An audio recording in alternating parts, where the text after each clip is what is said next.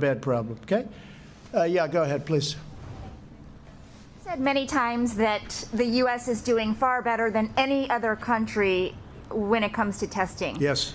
Why does that matter? Why is this a global competition to you if every day Americans are still losing their lives and we're still seeing more cases every day?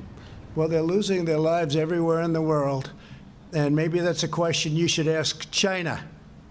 Don't ask me, ask China that question, okay? When you ask them that question, you may get a very unusual answer. Yes, behind you, please.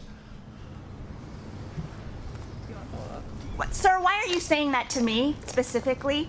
I'm telling you, I'm not saying it specifically to anybody. I'm saying it to anybody that would ask a nasty question like that. That's not a nasty question. Please go ahead. Why does it matter? Okay, anybody else? Please, go ahead in the back, please.